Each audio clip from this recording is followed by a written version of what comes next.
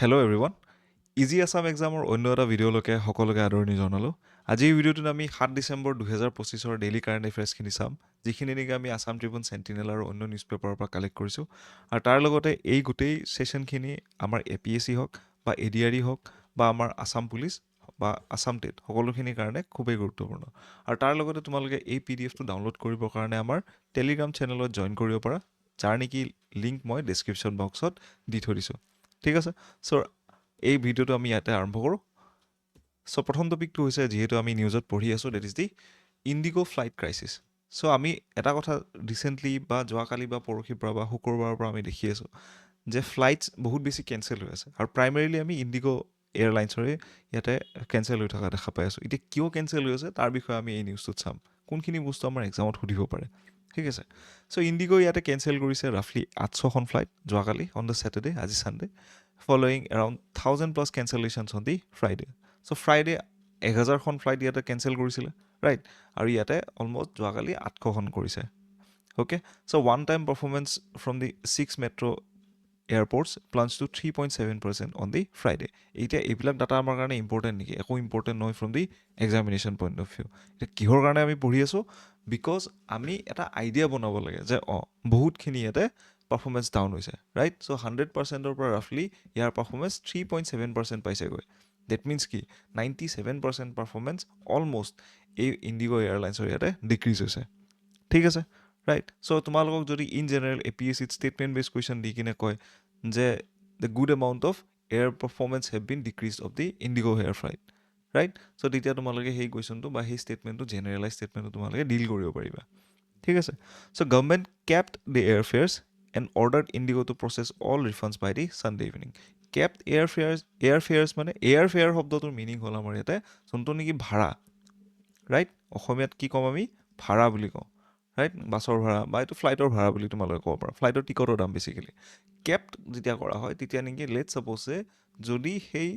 ফ্লাইটৰ দাম আগতে যদি 500 টকা আছিলে ৰাইট গভৰ্ণমেণ্টে ক'ব যে তোমালোকে যিমান ক্ৰাইচিছ হ'লেও নাটনি হ'লেও 500 টকা কৰিয়েই ফিক্স কৰি ৰাখিব লাগে ৰাইট সেই বস্তুটোকে আমি ইয়াতে কেপ্ট এয়াৰফেয়াৰ্ছ বুলি কওঁ মানে জাহাজৰ টিকটৰ মূল্য ইয়াতে ফিক্স কৰি দিছে ঠিক আছে আৰু যিমানখিনি ইয়াতে কেঞ্চেল হৈছিলে ফ্লাইট সেইখিনি যাতে কি কৰে ইয়াতে ৰিফাণ্ড কৰি দিয়ে বা পইচাটো ঘূৰাই দিয়ে এতিয়া এইখিনি যিমানখিনি ছিটুৱেশ্যন আমি দেখা পাই আছোঁ এইখিনি কিহৰ কাৰণে হৈছে তাৰ বিষয়ে আমি অলপ চাম যিখিনি নেকি আমাৰ এক্সামৰ পইণ্ট অফ ভিউৰ পৰা বেছি ইম্পৰ্টেণ্ট ঠিক আছে কিহৰ কাৰণে হৈছে right so' new flight duty time limitations ইয়াতে অনা হৈছে ৰাইট FDTL নৰ্মছ ইয়াতে অনা হৈছে এইখিনিৰ কাৰণে আমাৰ কি প্ৰব্লেম হৈছে এই ইণ্ডিগ' এয়াৰলাইনৰ যিখিনি নেকি আগৰ কৰ্মচাৰী আছিলে ৰাইট সেই গোটেইখিনি ৱৰ্কফৰ্চ মিলাই কিনে এতিয়া যোনটো তেওঁলোকৰ টাইম লিমিটেশ্যন বা যিখিনি তেওঁলোকৰ তাত ইয়াতে মানুহ আহি আছে এজ এ কনজিউমাৰ সেইখিনি ইয়াতে মিলাব পৰা নাই তেওঁলোকে সেইকাৰণে কি হৈছে এতিয়া ফ্লাইটবিলাক ডিলে হৈ বা কেঞ্চেল হৈ কিনে আছে ঠিক আছে so' flight duty time limitations মানে কি হয় so' the new FDTL that is the 5 duty time limitations rules technically apply to all domestic airlines আগতে কি হৈছিলে লেট ছাপ'জে এজন এয়াৰ হোষ্টেছে যেতিয়া আগতে কাম কৰিব লগা আছিলে চ' তেওঁলোকৰ যোনটো ডিউৰেশ্যন থাকে কাম কৰাৰ ৰাইট যে লেট ছাপ'জে একদিনত 8 ঘণ্টা কাম কৰিব লাগে বা একদিনত কোনোবা এজনে 10 ঘণ্টা কাম কৰিব লাগে কোনো ধৰণৰ ইমান বেছি লিমিটেশ্যনছ নাছিলে এতিয়া লিমিটেশ্যনছ আনি দিবলগীয়া হৈছে ৰাইট যাৰ কাৰণে কি হৈছে আগতে যদি 5জন এয়াৰ হোষ্টেজ আছিলে এতিয়া ছেইম কামখিনি কৰোঁতে অলমষ্ট 10জনী এয়াৰ হোষ্টেজৰ দৰকাৰ অ'কে যাৰ কাৰণে ৱৰ্কফৰ্চৰ বেছিকৈ দৰকাৰ হৈছে আৰু তেওঁলোকৰ তাত পৰ্যাপ্ত পৰিমাণৰ নোহোৱাৰ কাৰণে ইয়াতে এনেকুৱা ছিটুৱেশ্যনবিলাকৰ আমি সন্মুখীন হ'বলগীয়া হৈছে so' weekly rest increase from 36 to 48 hours so' আগতে উইকলি ৰেষ্ট কিমান আছিলে 37 ঘণ্টাৰ আছিলে এতিয়া 48 ঘণ্টা কৰি দিয়া হৈছে তাৰ লগতে নাইট লেণ্ডিংছ কেপ্টেড 2 ডাউন ফ্ৰম দি 6 চ' আগৰ এখন ফ্লাইটৰ পৰা বা ইণ্ডিগ'ৰ এয়াৰলাইন্সৰ পৰা আগতে 6টা নাইট লেণ্ডিং এভেইলেবল আছিল এতিয়া অকল 2টা এভেইলেবল আছে ঠিক আছে চ' নাম্বাৰ অফ ফ্লাইটছ ইয়াতে কমি গ'ল তাৰ লগতে definition of the night hours extended by 1 hour okay so' the norms were originally plan for the June 2024 এই গোটেইখিনি যিমানখিনি ৰেগুলেশ্যনছ বা নিয়ম যিখিনি আনিবলগীয়া আছিলে সেইখিনি জুন 2024 আহিবলগীয়া আছিল ৰাইট বাট ইয়াতে ইণ্ডিগ' এয়াৰলাইন্স বা বাকী এয়াৰলাইন্সে এই বস্তুটো ইয়াত কি কৰি আছিলে ইয়াতে অপ'জ কৰি আছিলে অ'কে তাৰ লগতে কি কৰিলে ইয়াতে বহুতখিনি তেওঁলোকে ৱৰ্কফৰ্চ ইয়াতে আনিবলগীয়া আছিল তাৰ কাৰণে তেওঁলোকে ইয়াতে টাইম ডিমাণ্ড খুজিছিলে আমাক ভালেখিনি সময় লাগে আমি ৱৰ্কফৰ্চ বহুতখিনি গোটাব লাগিব ঠিক আছে তাৰপিছত কি হ'ল ইয়াতে দিল্লী হাইকোৰ্টে এটা ডাইৰেক্টিভ এটা আনিলে য'ত ক'লে নেকি DGCয়ে মানে যোনটো আমাৰ তেওঁলোকে ইয়াতে ইমপ্লিমেণ্ট কৰিব লাগে এই গোটেই নৰ্মছবিলাক দুটা ফেজত জুলাই আৰু নৱেম্বৰত চ' নৱেম্বৰত ফাইনেল ফেজটো যিহেতু ইয়াতে তোমালোকৰ ইমপ্লিমেণ্ট হ'ল তাৰপিছতে আমি এনেকুৱা চিটুৱেশ্যনবিলাক ইন জেনেৰেল আমি দেখা পাই আছোঁ ঠিক আছে চ' তোমালোকে ইয়াতে ডাইৰেক্ট কুৱেশ্যনছ এক্সপেক্ট কৰিব পাৰা এক্সামত অ'কে চ' নেক্সট ভাবিছোঁ টপিক নম্বৰ 2 সেইটো হৈছে আমাৰ martyrs memorial park of Assam movement okay so' Shahid Udyan এখন বনোৱাৰ কথা কৈছে ৰাইট ইয়াতে আমাৰ ক'ত বনোৱা গৈছে যে বৰাগাঁও এৰিয়া অফ গুৱাহাটী কিহৰ ওপৰত ভিত্তি কৰি এইটো আমাৰ অসম যোনটো আন্দোলন আছিলে ৰাইট অসম আন্দোলন কেতিয়াৰ পৰা আৰম্ভ হৈছিলে 1979 পৰা 1985লৈকে যেতিয়ালৈকে আমাৰ অসম চুক্তি স্বাক্ষৰ হৈছিল ঠিক আছে চ' তেতিয়া আমাৰ অলমষ্ট আমাৰ 855জন শ্বহীদে তেওঁলোকে প্ৰাণ দিছিলে অসমৰ আমাৰ অধিকাৰ বা ৰাইটছখিনিৰ কাৰণে ঠিক আছে চ' তেওঁলোকক ইয়াতে সন্মান জনাই ইয়াতে শ্বহীদ পাৰ্ক এখন বা শ্বহীদ স্মৃতি পাৰ্ক এখন বনোৱাৰ কথা কৈছে ঠিক আছে আৰু এইখন ইয়াতে ইনগ্ৰেট কৰা হ'ব 10 তাৰিখে ডিচেম্বৰৰ ঠিক আছে so' December 10 2025 after the 40 years of the Assam accord okay so' 10 December তাৰিখে আমাৰ প্ৰথমজন শ্বহীদ ইয়াতে আমি পাইছিলোঁ ইন দি আছাম মুভমেণ্ট আমি হেৰুৱাব লগা হৈছিলে প্ৰথমজন বৰপেটাৰ আছুৰ প্ৰেছিডেণ্ট ঠিক আছে চ' তোমালোকে যদি নামটো জানা কমেণ্ট বক্সত তোমালোকে জনাব পাৰা অ'কে চ' লোকেশ্যন ইয়াতে বৰাগাঁও গুৱাহাটীত আৰু পাৰ্পজ কি আছিলে to pay the homage to the martyrs of the Assam movement okay total martyrs ইয়াতে article mention around 860 martyrs while the 869 bust will be installed article মানে কি এইটো আমাৰ যোনটো আৰ্টিকল ঠিক আছে আছাম ট্ৰিবিউনৰ আৰ্টিকলটো কথা কৈ আছে ৰাইট চ' 860টা ইয়াতে 60জন ইয়াতে শ্বহীদৰ সন্মানত আমি ইয়াতে এই গোটেই মেমৰিয়েল পাৰ্কখন বনাম আৰু তাৰ লগতে ইয়াতে 869টা বাষ্ট মানে কি হ'ল আমাৰ প্ৰতিমূৰ্তিও কিমান তেওঁলোকৰ আধা অংশ দেহা য'ত ওলাই থাকে ঠিক আছে ৰাইট 869টা আমি ইয়াতে প্ৰতিমূৰ্তি লগোৱা হ'ব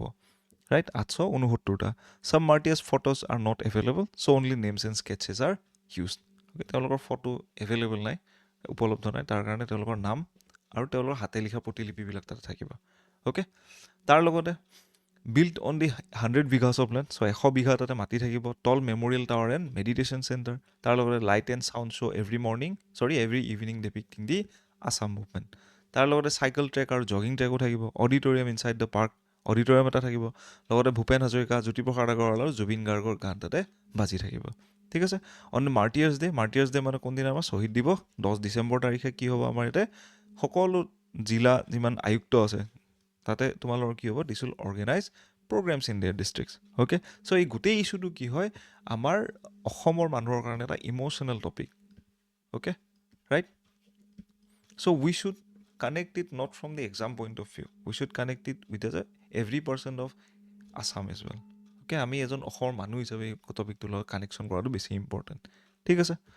তাৰ লগতে টপিক নম্বৰ 3 এইটো হৈছে আমাৰ PUC certificate okay pollution certificate বুলি যোনটো আমি কওঁ ৰাইট